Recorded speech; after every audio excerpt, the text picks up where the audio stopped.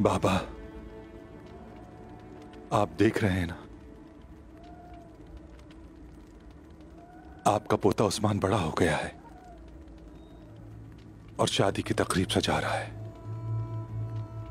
अब उसका खानदान है। मैं अब बूढ़ा हो गया हूं बाबा। मैं सुलेमान शाह का एक काबिल बेटा बनना चाहता था। इस मकसद के लिए जिंदगी लगा दी मैंने, लेकिन ऐसा ना हो सका।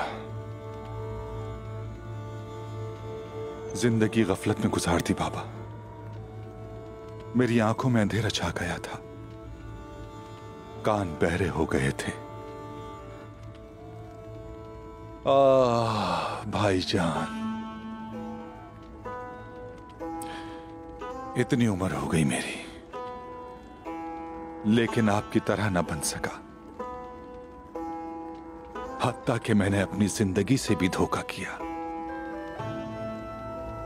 अपने साथ, आपके साथ, अपने कबीले के साथ।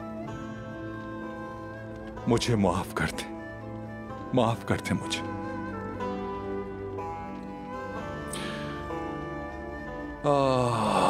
अगर आप यहां होते, अम्मी जान, बाबा जान, मेरा बतूर,